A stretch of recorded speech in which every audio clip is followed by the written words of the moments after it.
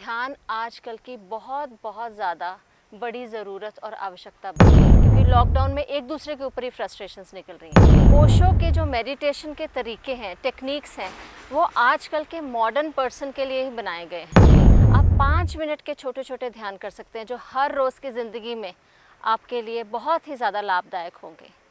सूरज की एनर्जी के साथ होते हुए आप ओशो सक्रिय ध्यान में उतरें। उसमें श्वास के साथ एक्सपेरिमेंट है। ओशो से कैसे जुड़ें, कब जुड़ें, क्यों जुड़ें। जब आपको अंदर से पुकार आए कि मुझे अपने साथ कुछ काम करना है, मुझे अंदर से कुछ अपने अंदर चेंज करना है, आप ओशो के साथ जुड़कर जो भी ध्यान विधि आपको पसंद आए उसको अपने जीवन का हिस्सा बना लीजिए। मेडिटेशन ज़रूरत नहीं है, एक्चुअली आजकल की आवश्यकता है। ध्यान बहुत ही ज़्यादा ज़रूरी हो गया है हमारी लाइफ में, क्योंकि आजकल तो हम बहुत ज़्यादा अनसर्टेनिटी से गुज़र रहे हैं। हमें पता ही नहीं नेक्स्ट मोमेंट कहाँ पे हमें ले जाएगा। अभी देखो लेटेस्ट कोरोना की सिचुएशन देख लो। हमें पता ही नहीं था कि एक दिन सारी दुनिया बंद हो जाएगी, नौकरियाँ चली जाएंगी, है ना। हमने देखा माइग्रेंट वर्कर्स कैसे जा रहे थे, उनकी एक पल में दुनिया बदल गई। तो जो लाइफ की सिचुएशंस हैं बहुत डामाडोल हो रही हैं, कहीं पे फाइट्स हो रही हैं, कहीं पे वॉर्स हो रहे हैं। इस सिचुएशन में हम अपने आप को सेंटर्ड कैसे रखें, वो हम ध्यान के द्वारा ही रख सकते हैं। लोग सुसाइडल हुए, डिप्रेस्ड हुए, एडिक्ट्स बने, क्योंकि वो घबरा गए, घबराहट से चलने लग गए। तो हम जो है अपनी घबराहट के बारे में, उसके पीछे चलने से बेटर है अपनी सेंटरिंग, अपनी स्ट्रेंथ के साथ रहें। और उस कॉन्टेक्स्ट में ध्यान आजकल की बहुत बहुत ज़्यादा बड़ी ज़रूरत और आवश्यकता बन चुकी है, क्योंकि ध्यान के द्वारा ही हम सीख सकते हैं कि हम अपने साथ कैसे कनेक्टेड रह सकते हैं, हम अपनी जीवंतता को कैसे कायम रख सकते हैं, हम अपनी जीवंतता को कैसे कायम रख सकते हैं, ये हम ध्यान से ही सीख सकते हैं। क्योंकि हमारे अंदर इतने रिप्रेशंस हैं, घबराहटें हैं, गुस्से हैं, कुछ क्वेश्चंस के आंसर्स ही नहीं हैं, और वो कई बार हमें मिलते भी नहीं हैं, और उसके कारण बहुत फ्रस्ट्रेशंस होती हैं। किसी ने कुछ हमें कह दिया, रिलेशनशिप्स, डोमेस्टिक वायलेंस आजकल बहुत बढ़ गया है, क्योंकि लॉकडाउन में एक दूसरे के ऊपर ही फ्रस्ट्रेशंस निकल रही हैं। लेकिन जब हम ध्यान करते हैं, हमारे अंदर अवेयरनेस होती है। अवेयरनेस के कारण, साक्षी भाव के कारण जागरूकता आती है, और उससे हमें पता चलता है कि हम अपने साथ जब तक एक कनेक्शन में नहीं आएंगे, हम किसी भी चीज़ के साथ कनेक्शन में नहीं आ सकते, और किसी भी सिचुएशन को हैंडल करने में असमर्थ रहेंगे। ध्यान लोग समझते हैं कि बहुत ही ज़्यादा कॉम्प्लिकेटेड चीज़ है कोई। ध्यान बिल्कुल भी कॉम्प्लिकेटेड नहीं है। ओशो के जो मेडिटेशन के तरीके हैं, टेक्निक्स हैं, वो आजकल के मॉडर्न पर्सन के लिए ही बनाए गए हैं। इसमें एक्टिविटी है, इसमें डांस है, इसमें रेचन है, कैथारसिस जिसको कहते हैं। इसमें कुछ भी किसी चीज़ के प्रति अवरुद्ध नहीं है ओशो। और कैसे करें, आप गाड़ी में बैठे बैठे ध्यान कर सकते हैं।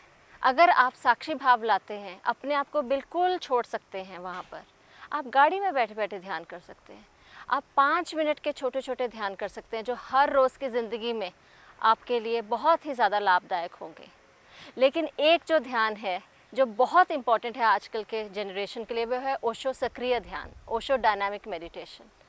1 घंटे का ध्यान है सुबह जब सूरज उगे, उसके साथ आपकी जो है एनर्जी भी उगती है। सूरज की एनर्जी के साथ होते हुए आप ओशो सक्रिय ध्यान में उतरें। उसमें श्वास के साथ एक्सपेरिमेंट है, कैथारसिस है, अपनी दबी हुई जितनी भी इमोशंस हैं, घबराहटें हैं, गुस्से हैं, उसे निकाल सकते हैं, अपनी एनर्जी को चैनलाइज कर सकते हैं, साइलेंस में उतर सकते हैं, और फिर उसके बाद सेलिब्रेशन में, अपने जीवन में डांस, सेलिब्रेशन को आप एक्सपीरियंस कर सकते हैं। वो भी सिर्फ एक मेडिटेशन में। इतने आयाम हैं, और ओशो की तो बहुत सारी एक्टिव मेडिटेशंस हैं जिसमें आप अलग अलग अपने जीवन के आयामों के साथ काम कर सकते हैं। बहुत सारे मित्रों के सवाल आते हैं ओशो से कैसे जुड़ें, कब जुड़ें, क्यों जुड़ें। मैं तो आपको ये कहूँगी कि अगर आपको अपनी लाइफ के साथ एक्सपेरिमेंट करना है, अगर आप थोड़े से भी ओपन हैं, थोड़ा सा करेज है आप में, आप ओशो के साथ जुड़ सकते हैं। आप मेडिटेशन टेक्निक्स जो है उनको कर सकते हैं। ओशो के दुनिया भर में सेंटर्स हैं, मेडिटेशन सेंटर्स हैं। इंडिया में इतने सारे, हर सिटी में ओशो सेंटर है। अगर आप कहीं से भी पता करें, आप ओशो सेंटर से जुड़कर वहाँ पर मेडिटेशन कैंप्स होते हैं, वहाँ पर आप मेडिटेशन कैंप्स कर सकते हैं, वहाँ के फैसिलिटेटर्स से पूछ सकते हैं मेडिटेशन कैसे करनी है। पर सबसे ज़्यादा इम्पॉर्टेंट बात यह है कि मेडिटेशन को सीख कर अपने घर पर ले जाकर अपनी लाइफस्टाइल का हिस्सा बनाएं। वो ही असली में ओशो के साथ जुड़ना होगा, क्योंकि जब तक आप अपनी लाइफ में ओशो लाइफस्टाइल को जो है इंटीग्रेट नहीं करते हैं, तब तक वो सिर्फ एक थ्योरी रह जाता है। ओशो का जो है हमेशा बात है कि आप उसको अपनी प्रैक्टिकल लाइफ में यूज़ करें। Osho meditation techniques, Osho insights आपको कहीं पे भी अपने सिटी में ओशो सेंटर पे अवेलेबल हो जाएंगी। ओशो की बुक्स हैं, हर सेंटर में एग्जीबिशंस लगती हैं।